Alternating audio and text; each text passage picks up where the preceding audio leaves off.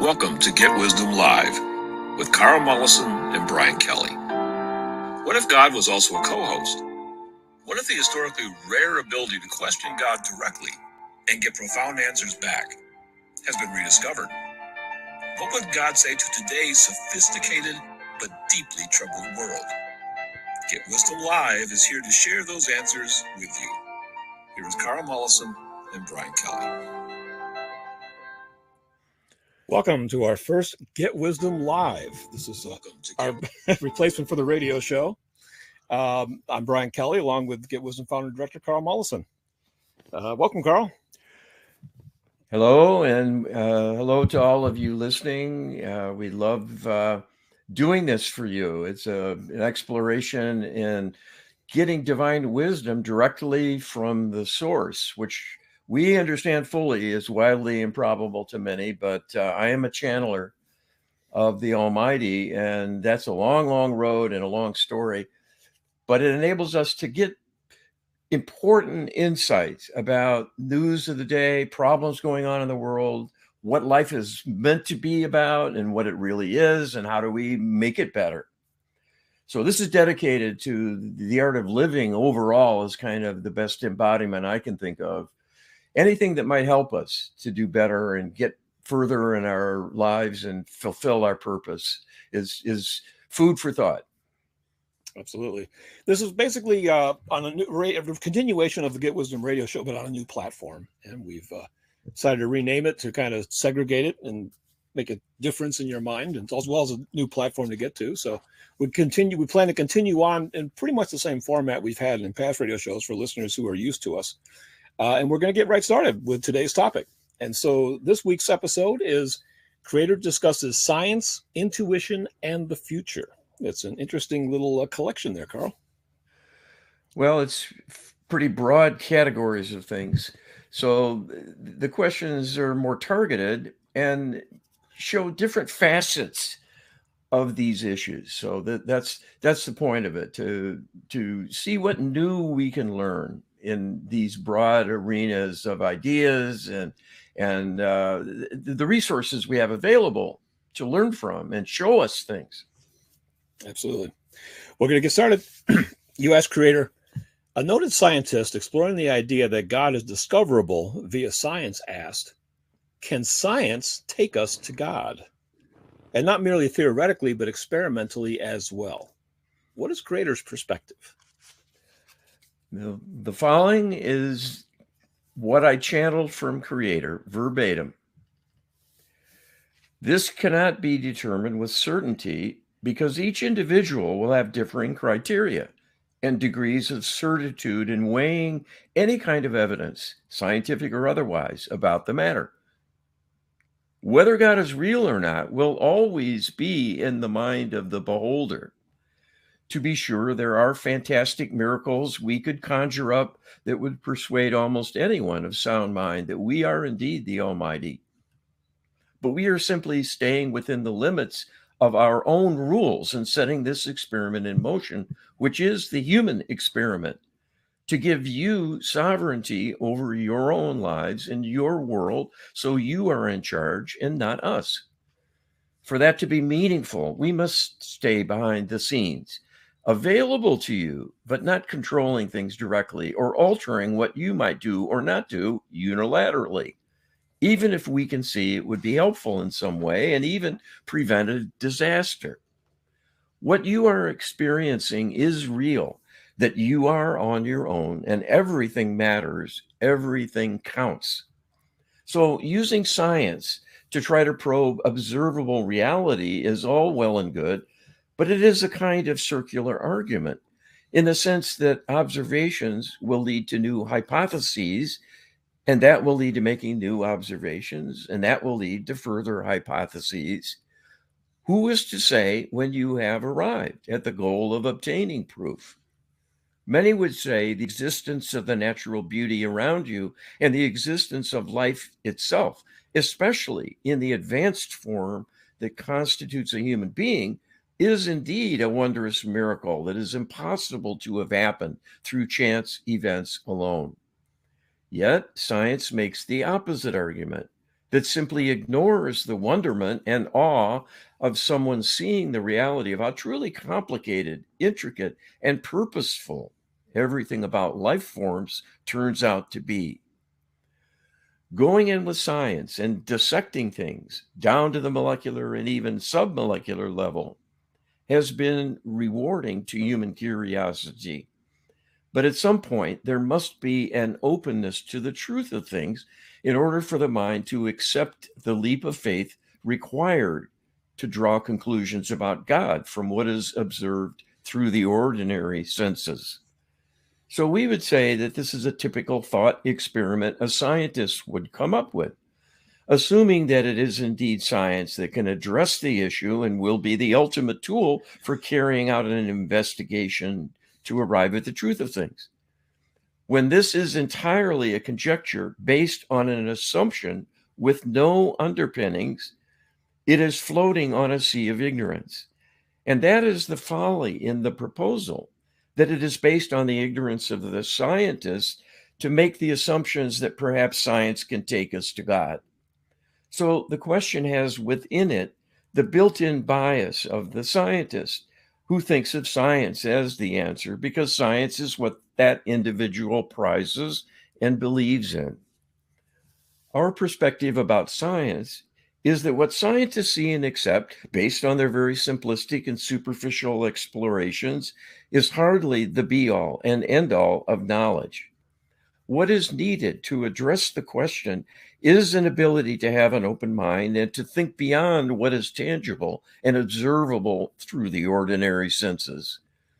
That is the only way you will reach a God that is behind the scenes, when your natural bias, having grown up on your planet, surrounded by the bounties of nature and the wondrousness of everything in physical creation, takes it all for granted.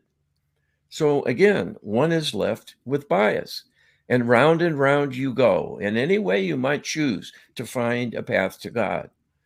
As we said at the outset, any evidence you acquire will be subjective, and you will not have unanimity of agreement, and hence it will not be proof, but opinion in the end. Opinion in the end. I think that pretty much underscores what Creator is saying here. That, science is really just a methodology at trying to get answers to questions. And if there's dispute about the evidence that's developed, then you're back to square one. So at the end of the day, Creator is saying that science is really not going to be the means to prove God to those that are skeptical. It's just not built for that. Yes, that's a good way of saying it, Brian. It's not built for that. This is a profound awareness that people have to grow into and stretch their minds a bit in order to accept, because we're so programmed to believe in how we do things. I was a scientist doing research for 30 years, and it truly humbled me because not only is it difficult to develop new medical treatments simply from dissecting the molecular, biological, genetic makeup of human beings, it's a false pursuit in many respects. So I don't want to get into that nitty-gritty, but the idea is the more you look, the more you find that is intricate and complex beyond your imagination's ability to depict. And what this means is we're just barely able to do anything. We're just getting started here. Despite the years we've been at this, modern science isn't that old, but it's also a kind of dead end because it's going to make us study the physical. And the physical is not where God is. So that's another way of looking at this. We're looking for God in the wrong place and with the wrong tool. We're using physical tools to look for a non-physical entity. Indeed. You ask Creator, the same scientists in an obvious attempt to discuss God, but somehow remain scientific, quote unquote, invented the term God with the God separated by periods, which he used to suggest a guiding, organizing, designing process. His thinking was clearly that characterizing God in this way would make Creator more palatable to the overwhelmingly atheist scientific community. What does Creator think of this descriptive construct? Helpful or harmful? What does Creator think of being labeled a process? All right, and this is what Creator has said to us. We take no offense at being fit into a rather narrow set of criteria, considering the vastness of our energy and its reach. But we regard this exercise as being more on track than not because it reflects the reality, and as supported by science, that the universe indeed has a kind of organization, and as such, would have to have been intentional and implemented through a kind of orchestration, the application of energy in some fashion to bring about things in their shape and form and energetic makeup and properties. And in fact, with the complexity of many, many things that need to work together and are linked together directly and observably, this overwhelmingly suggests there was a deliberate design behind it all, that creation was not a random process that led to order and precision of many elaborate material expressions, both non living and living, that integrate together in wondrous ways to create a community of things interacting in a purposeful way. This is wildly and dramatically at the opposite end of the spectrum from the random chaos that was presumed to exist originally in the absence of some organizing principle. Science presumes to do this through the theory of evolution, but that is not a scientific conclusion, but a misperception by the public that the theory of evolution explains creation. The true scientists do not make that claim, knowing full well that the process of natural selection can only begin to make assumptions about how things might change slowly over time, but not how they came into existence in the first place.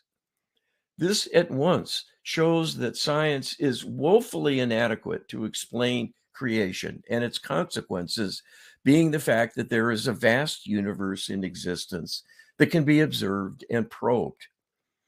Even though most is at a distance from the human reach currently, it is nonetheless real and can be studied. So we see this as a logical approach to create a scientific framework to explain the deity and the existence of creation. But once again, it is a very, very basic framework indeed, and does not begin to address the wondrousness and miraculous nature of everything you see around you, and you included. What is not filtered down to even the scientific community as a whole is that scientific advancement and the research process being applied to such questions has developed over time an overwhelming body of evidence that the theory of evolution cannot explain the existence of everything, because the makeup of everything in existence is far too complex, intricate, and purposeful through wondrous mechanisms that could not occur and be produced through randomness, even though the universe seemingly has existed for a large span of time from human perspective. But given the size of the problem represented by creation, there was still not enough time for something to happen through chance, given the very low probability that a high degree of order would somehow come together on its own, when science itself has proven in many, many ways that the energies of the universe left on their own lead to disorder and dissolution, and not further refinement to make something that is ever greater and more awesome in its nature. Well, Creator's basically saying that Creator endorses this characterization up to a point, anyway. That it's can be a useful way to go about exploring the concept. And Creator is very supportive of anything that humanity does for the most part. And this is basically a supporting gesture on Creator's part, saying that this is an understandable and perhaps helpful construct, but it's not the be all end all once again. Well, it's an attempt at reconciliation.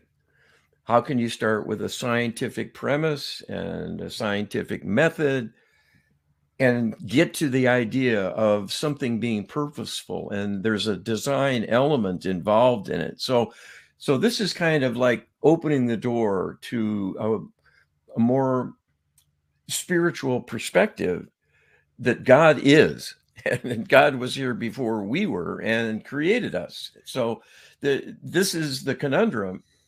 We're looking, it's like the blind man and the elephant. How we probe the elephant determines what we think we've got and what we think we're exploring and finding out about. And it leaves us woefully short of the full picture. But it's interesting and ironic and such a demonstration of our impotence that on the one hand, we have this whole body of information trying to cope with reality without really understanding it, with nothing really solid to go on other than conjecture. And we're talking to God and getting the actual story. So something has to change to fill in the gap. So we're hoping in our small way we'll contribute to things. Absolutely. U.S. creator Dr. Milton Erickson had a patient who became inexplicably hostile toward her best friend and sought his assistance in trying to discover why. During the combined psychoanalytic and hypnotic investigation, she also revealed hostility toward her father. It turned out that her father and best friend were having an affair, and both were shocked that their efforts at keeping it secret met with such profound failure. Did this patient either witness something directly that she repressed away from her conscious awareness, or was she in fact unconsciously, intuitively aware of both her best friend's and father's betrayal of her mother, and her anger and hostility were manifestations of that subconscious intuitive awareness? What does this tell us about trying to get away with something as hurtful as adultery or any clandestine, potentially hurtful behavior? Okay, now we're getting into the arena of consciousness and what it can do that isn't readily explained by the materialist perspective of science. But that's science of today and not the science of tomorrow, where we're headed. This is what Creator says. The explanation here is that she was truly sensing intuitively what was going on between her father and best friend behind the mother's back and behind her back as well. While their intention was simply to have the affair and keep it quiet, people often have an intuitive connection to their loved ones that will show them things they need to know because they are watching what their loved ones do across time, not only when they are together physically. So the daughter was looking at the Akashic records and exploring the future extension timeline as well. And she could see events involving her best friend and her father in acts of adultery. This was witnessed by the deep subconscious, which is the part of the mind with this capability. But because of the disconnection of the deep subconscious from higher levels of the mind, it was not able to tell her conscious awareness directly about the misconduct, but could only generate emotion. And that is what she experienced, that she felt hostility in the presence of her best friend without any seeming explanation, and her father as well. And that started the exploration going with the hypnotist to find the reason why. So this is perfectly explainable by the fact that the levels of the mind have this defect in lack of connection that would make full use of the ability of the deep subconscious to know much more than can be perceived through the ordinary senses. That disconnection is a deliberate corruption to diminish human capability. So this is an interesting experiment of nature that reveals the workings of intuition despite this handicap. The take-home message here is that you can never be sure of hiding anything from another person. Even if the precise information might not be discernible to their conscious awareness and knowledge base, there may be harm to the relationship caused by something hidden done behind their back. This constitutes a kind of psychic attack where a person is being harmed by the psychic energy of a hurtful trauma. Even if not intended, there will be a karmic responsibility on the part of the perpetrators, and they will face a reckoning at some point in the future.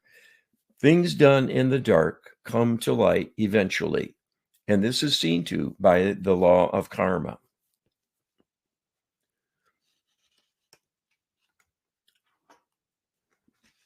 Can't hear you, Brian. I think this is a fairly significant revelation. Dr. Erickson is a highly respected researcher, especially within the therapy communities. The problem with science is so compartmentalized that biologists and astrophysicists don't even know who Milton Erickson is, much less having a respect for him, and probably dismiss his views carte blanche anyway. That's part of the divide and conquer within the scientific world. But within his own sphere, he was a highly respected practitioner. So for him to come forward with this story, I think, begins to shed a little bit of scientific spotlight on this example that intuition really exists. People really have it. We kind of know, most people kind of know that, the whole term of women's intuition, women are more intuitive than men usually. This kind of underscores that and says there's something to this big time. Well, if you think about it, good ideas never quite get stamped out. There's attempts made to suppress, to subjugate, and take away freedoms. But the idea of freedom keeps coming back, and the various trappings of freedom and what people turn to when they're free. One of them is spiritual notions. And that's been under attack all through human history, but it doesn't go away. And I think one of the big reasons is we have this intuitive knowing about things. So even though consciously we can't piece that together in a tangible way, we can define, part of us knows God is real. And that's deep within us. And that, I think, is the mechanism. It's intuitive. So this is an important aspect of our makeup. Absolutely. Be sure to check us out at getwisdom.com, where you can check out our healing services. We have a tab on the main page for healing, and you can look at that, and you can hire a practitioner to do healing for you. You can have them do the LHP. You can even inquire about traumatic resolution, subconscious channeling as well. There's a number of different things that you can pursue, especially if you if you have an issue, maybe you've tried praying for relief and maybe you've had a struggle with that. It can help to get somebody who perhaps has more experience and a deeper belief quotient in their ability to connect with God and bring down basically healing miracles. So you can engage one of these practitioners today, check out the details, and also download the Lightworker Healing Protocol ebook so that you understand the process. You can get that at Get Wisdom. That's at getwisdom.com/LHP. It's getwisdom.com/LHP. And we're going to continue on with more of our discussion right now. Carl, you asked Creator, the scientist mentioned previously was contacted by Chris Robinson, a man who claimed to get prophetic dreams after a near-death experience 10 years earlier. Over the years, evidence obtained through his dreams had helped put many criminals behind bars. Murderers who thought they had escaped were caught. Given this means of uncovering evidence, there truly cannot be such a thing as a perfect crime. What is Creator's perspective? All right. And Creator tells us this is literally true. And the reality of what this individual was tapping into to perform these seeming revelations. There are no secrets, truly, because everything that happens is recorded and is on record. This is a basic property of the universe, and this mechanism to keep everything on file within the Akashic records provides a repository of all knowledge and experience about everything in the universe that happens through time. What this means is that anyone who carries out an act of wrongdoing will be found out eventually, if people know how to look at the Akashic records in a way to find the specific information about a particular event or an individual's life. The purpose of having this repository of knowledge and consequences of all that happens is to provide a springboard for a kind of control mechanism, an oversight process that will redress grievances, provide feedback, and a comeuppance to the wrongdoer in a way that forces a rebalancing of the negativity they have put into the universe. Through the actions of the law of karma, otherwise known as the law of cause and effect, a perpetrator may well become a victim in the future and undergo something quite similar to the painful episodes they caused to happen in the lives of others. The law of karma is the great leveler and will see to it that everyone cleans up their own mess, so to speak, through arranging restitution for anything out of balance. So a perpetrator can accomplish this by acts of loving kindness and compassion to give of themselves as a way of paying a karmic debt, or they can experience similar consequences as their wrongdoing as a recipient. And this is a harsh but quite effective life lesson that serves to limit such behavior, because people will learn over time they must rein in darker impulses, knowing they will never get away with anything. The day of reckoning might be delayed and indeed might not come until several lifetimes have gone by, but reckon they will with everything they neglected or harmed directly, including self-abuse. So this individual was able to see in the Akashic records actual criminal acts and note details about the perpetrators. And after recalling those details, in some cases, it proved enough to find the actual persons involved. And coupled with conventional law enforcement detective work, provided the key to focus in on the right culprit. And with corroborating evidence, many were convicted of their crimes. This is not to say perfection is possible, but what is needed is to approximate perfection, to have a universe that is running smoothly, and particularly with respect to maintaining an overall fairness and experiencing of justice being the order of the day. So transgressions are minor and short-lived because people take seriously the need to right their wrongs and will look actively for ways to avoid harming others or themselves. That is the purpose of the overall scheme, employing karma as a kind of policing action. So this is food for thought, that everyone needs to understand there will be no place to hide from their wrongdoing and an eventual consequence catching up to them.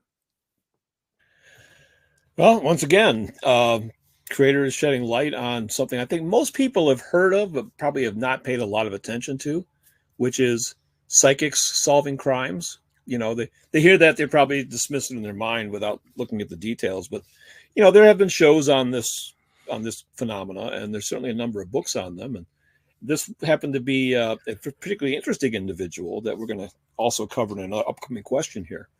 And so I thought I'd bring this to light, since we was follow on from the scientist that was asking the questions earlier. So once again, it's just a little more evidence that there's more to life than meets the eye, Carl. Yes, this is quite true. And these examples are showcasing capabilities of the human makeup, the human mind, which has this tantalizing kind of fragile, here again, there again, on and off, occasional or rare ability to see the unseen, to see the future, to also to know things, just know them, know they're true. That is often based on a psychic evaluation of the matter and coming to the right conclusion, because you're going out to the repository of knowledge in other places. There's a collective unconscious of all human thought and so on. So we're smarter than we think we are, but this can be cultivated and developed further, and that's something that's worth doing and will require some healing probably to optimize. Some probably a lot, but we're working on that. We're working on that diligently. You asked Creator, the scientists mentioned in the previous questions put together a scientific experiment to test Chris Robinson's prophetic dreaming ability, which he called the 10 Days in Arizona experiment. Before falling asleep, Chris Robinson would ask the universe in his head to be shown in his dreams where he would be taken the very next day. In the morning, he would write down the details of his dream. Meanwhile, the scientist pre-selected 10 unusual local locations in Arizona and placed them in envelopes that were to be shuffled before one was selected as the day's destination. To make a long story short, Chris Robinson was shockingly correct for all 10 locations, including one that was substituted unintentionally at the last minute because of unanticipated obstacles, which he saw in his dream, by the way. What can Creator tell us about Chris Robinson's ability? All right, and this is Creator's words. The fascinating and seemingly impossible ability being demonstrated here has a simple explanation. He was simply looking at the future to see what would actually be taking place at that future time, and then was able to recall enough of the dream to write down the details. His mind was visiting the future, which is always being projected from the present as a future potential. This future extension of the current timeline is always in existence.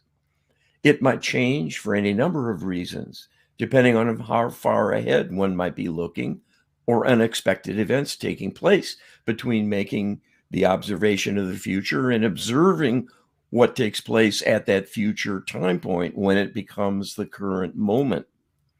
So this is not an educated guess or somehow reading the mind of the scientist doing the pre-selection. And this is supported by randomizing the choices in a way that makes the odds quite small that he would guess them, particularly 10 days in a row. This ability to see the future is a built-in mechanism of the mind. The deep subconscious, unknown to science, exploits the intuitive gateway to look at the Akashic records and sees all of the future life extensions, in addition to past lives lived and events on record from the current life as desired. So the talent here is having enough intuitive ability and control of that awareness to transfer the information from the deep subconscious into the awareness during the dream state of a higher level of the subconscious that can be recalled on awakening. People routinely look at the future in order to gauge what's coming, and this is why many people have premonitions. The problem is the deep subconscious cannot speak to the conscious level directly and convey information. So even if an accident is foreseen that is fatal, the deep subconscious cannot warn you directly, but may only create a state of anxiety and trepidation that will give you pause when moving to get into an automobile, for example. Sometimes people heed such warnings, sometimes they override them, and then may well get into trouble that was foreseen. So the fortunate experiment of nature underway here is having an individual with an ability to use his intuition and convey the information. That is what is unusual and is a kind of talent, in a sense, most people do not have. This ability to foresee the future has many examples and manifestations on an individual and group level that has been studied scientifically. What is rare is having a way to probe it and demonstrate it on demand in a systematic fashion. Well, I was, when I first encountered this experiment, I was thrown back in my seat, you might say. For him to nail all 10 days like that was kind of an eye-opening thing for even me to take in. And I've been studying this kind of phenomena for my entire life, basically. So to come across this where he nailed every day, 10 days in a row, not only says something about his ability, but it says something about the future and time itself. And we'll be asking more about that in our next question. But I have to say, this was not just more of the same revelation. This was new information for me, Carl. Well, there's many lines of evidence showing that this reality exists and that it's experienced widely. The research group at Princeton that's now been shut down did very elegant physics studies of certain wavelengths with special detectors that were shielded from all human-caused forms of electromagnetic energy. They had these things, detectors, kind of in a vault with shielding. And what they would see is sometimes there would be a perturbation in the random flow of energy in the ether. And when they saw a spike, they would see it was correlated with a worldwide awareness of something often horrible. So things really spiked just prior to the attacks on 9/11. Mm-hmm. Yeah. And as an example, Yes. they spiked when Princess Di got in an automobile accident. Mm-hmm. And the world subsequently learned she had perished in an automobile accident. It spikes beforehand. This is people keeping an eye on the future. Mm-hmm. Yes. On a mass scale. And a lot of people, on 9/11 ended up calling in sick, staying home, getting delayed in inexplicable fashion that many noted was outside their normal experience, Yes. And there's probably thousands of similar stories like that. It's really quite amazing. Yeah. People not getting on a plane at the last moment. Yeah. Oh, yeah. And then the plane goes down, I know. And yes, these are all examples that we have this capability. So our message with Get Wisdom is learn more about this and learn about ways to exploit it. Yeah. You can get divine help because they see the future much better than we do. They can look out for you in ways you can't hope to do, even with intuition. So, well, it certainly, we're going to move into the next question here, which does actually beg a number of questions. I can say that here. You asked Creator, the above experiment proposes a number of intriguing and some might regard disquieting questions. We are told the future is not preordained, yet this experiment seems to propose otherwise. What can Creator tell us? All right, these are Creator's words. It is quite true that the future is open-ended, but there is always a future potential that is more likely based on all that is happening and unfolding in the current moment as you perceive it in living your life. People make plans and envision what they need to do today in order to carry the plans out tomorrow or the following week or month, and so on. Those plans are, in effect, creating a potential for their energy to be out and about and arranging a series of things to happen to bring to fruition those plans and goals. The problem with predicting the future, as with fortune tellers, is the high volatility of the future projection. With the complexity of life and there being so many choices and so many things that are more loosely organized, there is much room for variation and uncertainty, especially when you begin to consider the influence of others that will be encountered as you carry on your day. This being the case, your channel rarely asks us for detailed predictions of the future because we will often tell him we ourselves do not know whether an event will happen. We can sometimes describe the current potential, but we'll always caution that it is a potential only and not at all a certainty. This keeps life interesting and quite dynamic, but it does put you at a disadvantage because you are less able to predict things than was intended in the overall design of your makeup. And that is a defect that separates your intuitive awareness from conscious perception, so it cannot be fully utilized and exploited. Even given the uncertainties, it would be better to have all your faculties in good working order because it would make your life better and more successful. So, Creator said the problem with predicting the future, as with fortune tellers, is the high volatility of the future projection.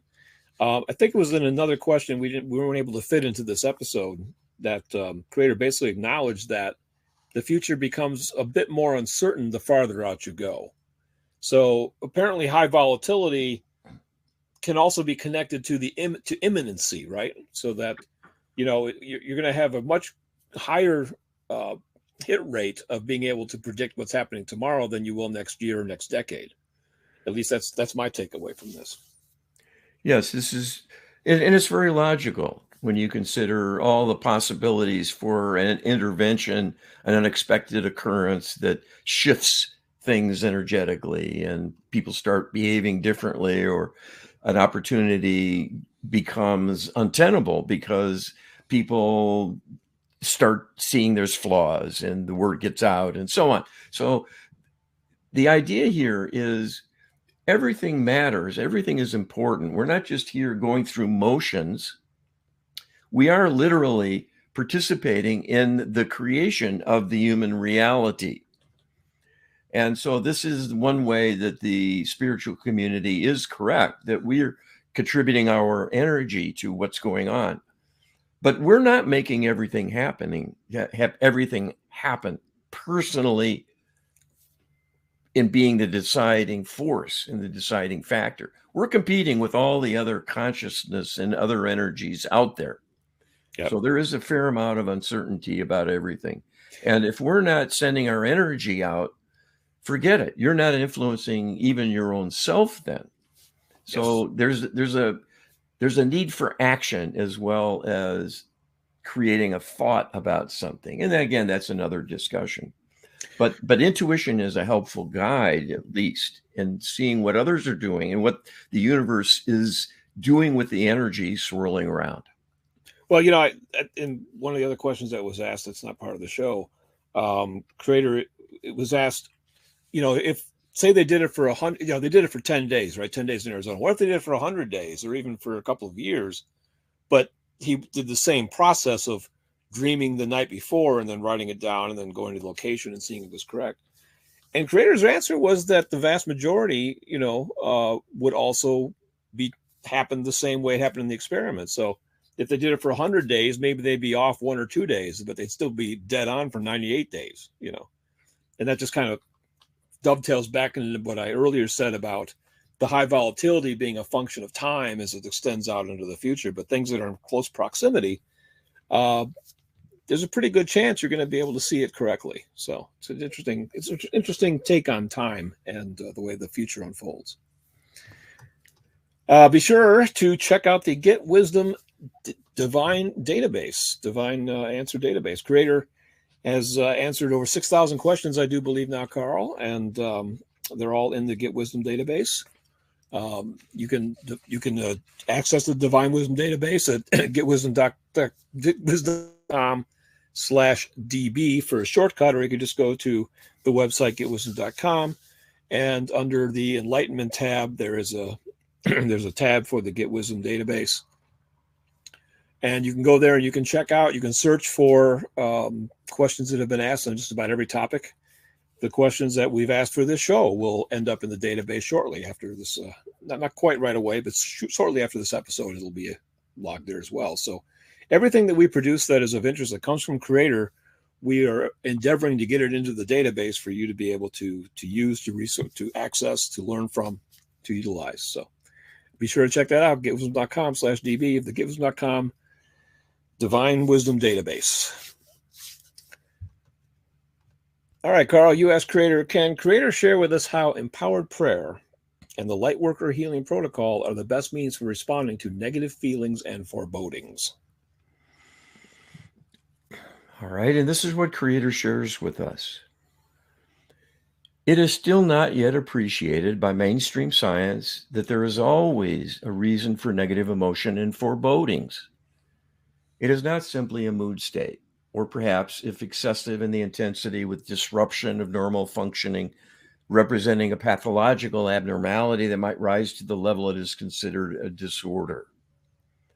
The inexplicable nature, so many times, of inappropriate thoughts and feelings, not having a readily perceived justification, gives rise to much scientific speculation that there might simply be a chemical imbalance in the brain. And the search will be on for a chemical that will tame the biochemical pathway that is being ramped up and seeming to be the cause of the problem. What is truly happening is the mind is working overtime, but for deep reasons. and much of it will be outside conscious awareness altogether.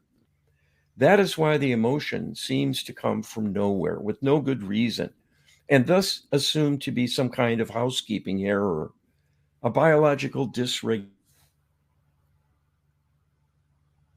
psychological meaning or purpose. What we can tell you is that almost always there is a reason, a predisposing circumstance or circumstances giving rise to the emotion in question, the mood state, and even a chronic year in and year out existential struggle with anxiety or depression.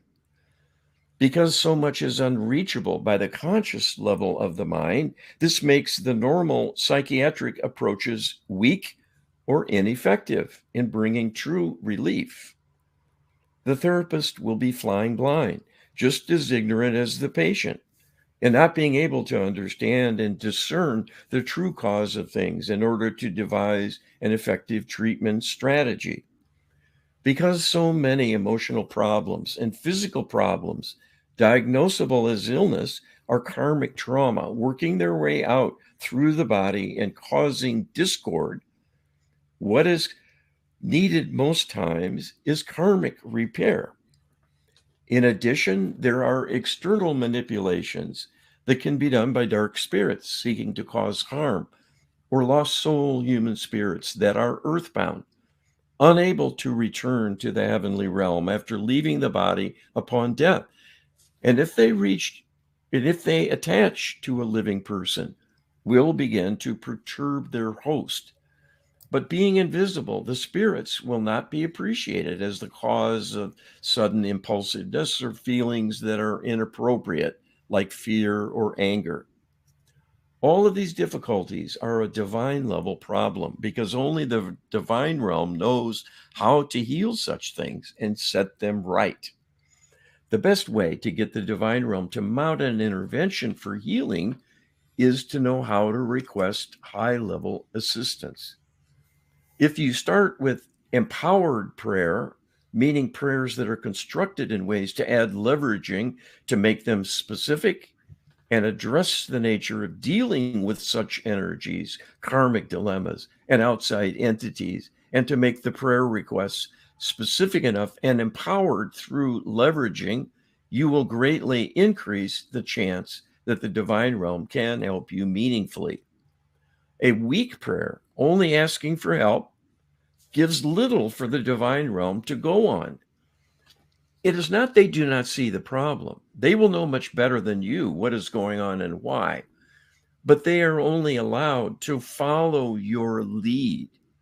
So when you request assistance, the more you know and understand your dilemma, and also what can be done by the divine realm, the more the divine will be empowered to do on your behalf. That is what is meant by empowered prayer. You're being a true partner in the process and not a weakened, helpless supplicant. Effective prayer becomes empowered also by the level of belief you hold. First of all, in the existence of the divine, and secondly, your belief in yourself as being worthy of divine intervention.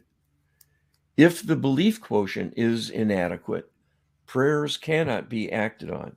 It is that simple. So, part of the empowerment of prayer may represent the need to build the belief quotient, to strengthen it so you feel more certain about the possibility and indeed likelihood the divine will hear you and act on your request. The more this is routine for you to do, the stronger your requests will be. Practice makes perfect. And this is very true of prayer. But knowing how to phrase the prayers for maximum effectiveness will take you a long way in getting divine assistance.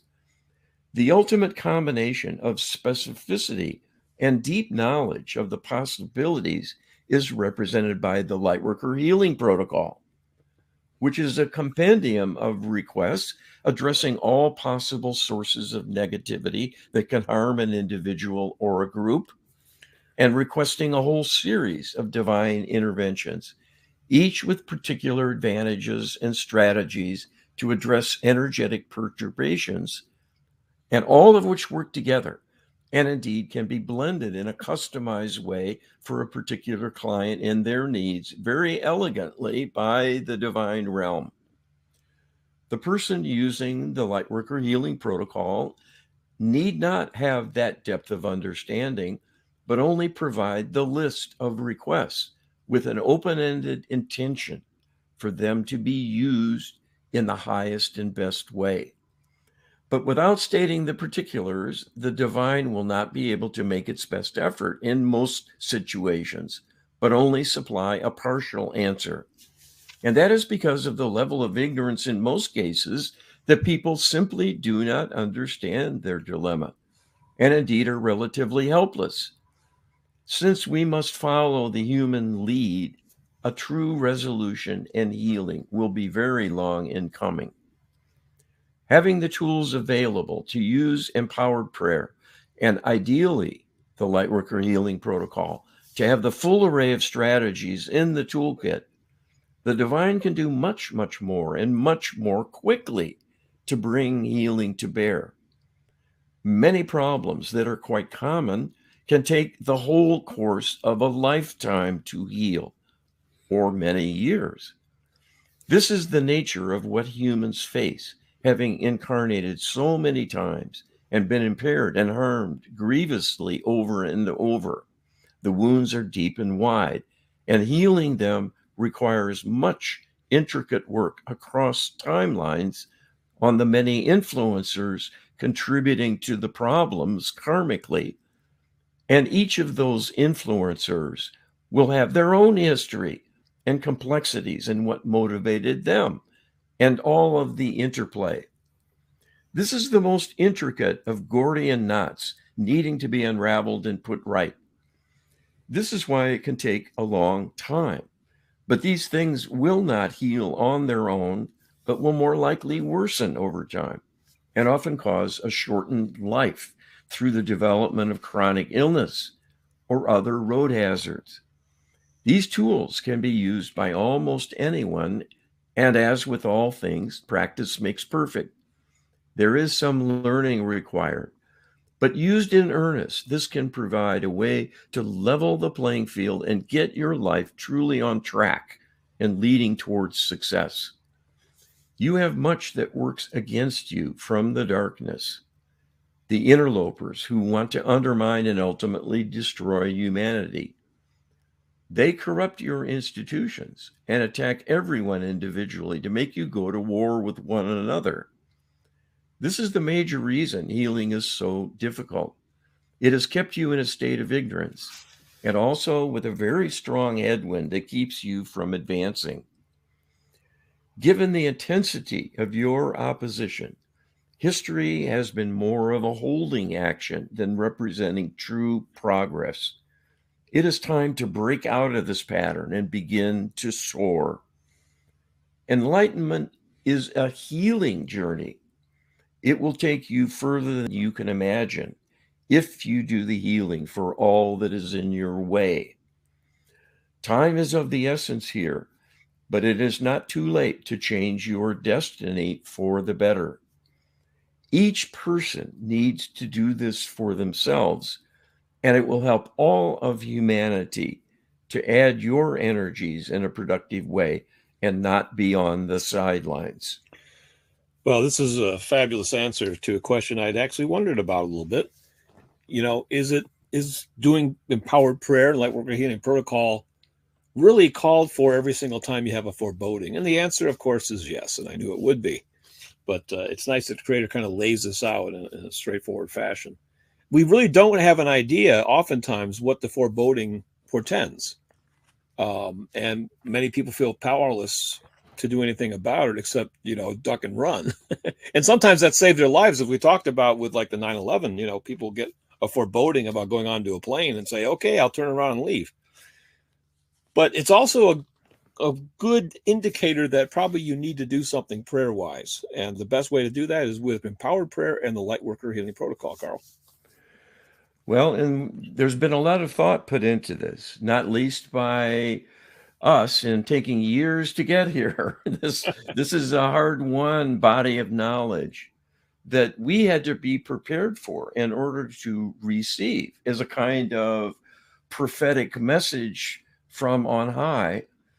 But this is what the prophets all through the ages have attempted to do and been successful at times to bring new knowledge forth on how to live better and make life more enriching and rewarding and more successful and more in divine alignment.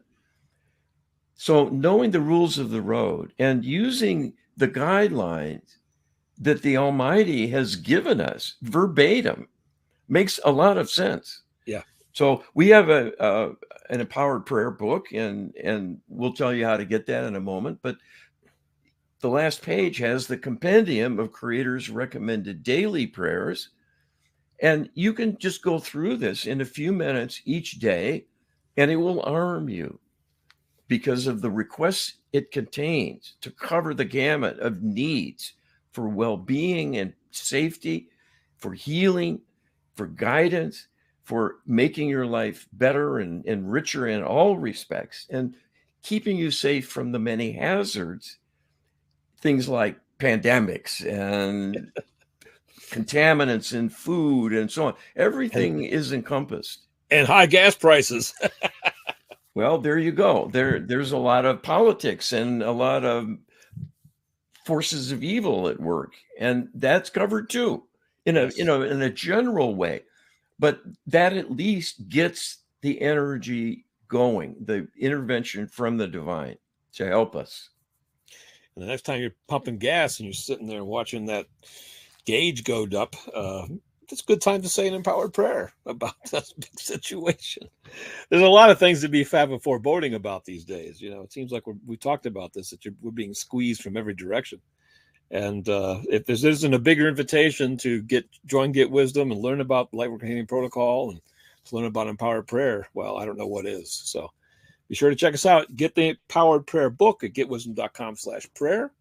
Get the LHP ebook at getwisdom.com/LHP. And be sure to check us out on Get Wisdom Live. This is our new platform. We're doing the YouTube thing now, and we're looking forward to hearing from, to coming to you every week at this time, 12 o'clock noon. And we're going to have the shows archived on our website, getwisdom.com, as well as our YouTube channel, Get Wisdom. So thank you for joining us, and we look forward to doing more Get Wisdom Live for you shortly. Thank you. All right. Live and be well.